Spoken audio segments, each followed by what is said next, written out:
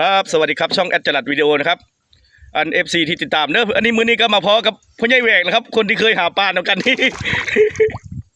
เพิ่งจะมาพอกันครับเป็นเดือน2 เดือนแล้วครับนี่พ่อใหญ่แหวกไปเฮ็ดอย่างแน่ เจ้าไปเฮ็ดอย่างแน่หักกระเฮ็ดนี่ เลี้ยงงัวบ่อยู่ให้อยู่สวนนี่อยู่ให้อยู่สวนเนาะมีผู้สาวมานอนนำอยู่บ่นี่ ผู้สาวเข้า อีแต่ผู้สาวอยู่เงินเนาะแล้วจากต้นแล้วนี่สิมืดแล้วนี่ยังจะทำโมงสามนี่เนาะอันนี้ครับของผมก็ได้มาเจอกันพอดีเดี๋ยวผมก็โมง3 ตอนนึงดอกบ่ได้ใส่หลายกับกระปูครับนี่อันนี้กระปูลงหลายเจ้าอยู่ครับมื้อนี้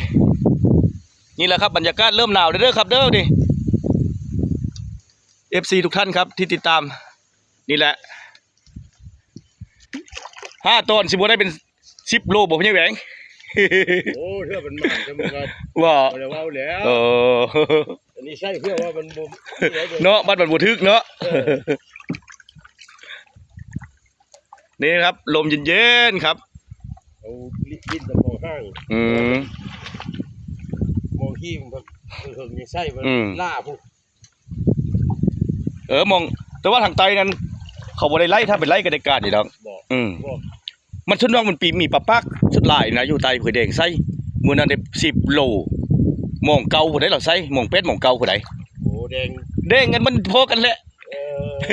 เราใส่กระติกน้ำเขาเลยเสียวน้ำเราคอยบอกเนี่ยเด้อเคยว่าเจ้าเอาเรือนะว่าเราเฮ็ดบ่เป็นหรอวะ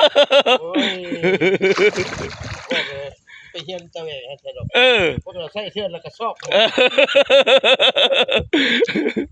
ยังว่าขายควายบ่ได้ใส่ดอก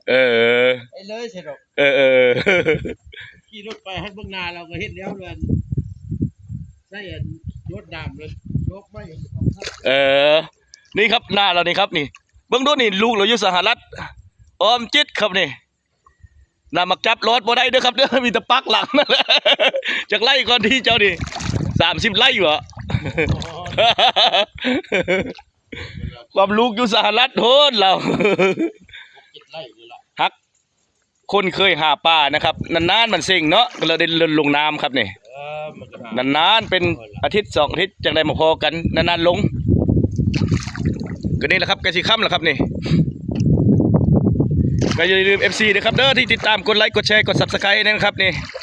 เพื่อเป็นกำลังใจคลิปต่อไปเด้อพี่น้องเด้ออีกลำนึงก็อยู่ไตพุ่นแหละครับนี่อยู่ข้างล่างพุ่นแหละ2 ลำเพิ่นไปแล้วครับเพิ่นหากินหาขายน่ะเพิ่นใส่มองอันนั้นอีกคนนึงหันขาเมานี่บ่ได้ลงมา ได้หนูมันนั่นแหละครับ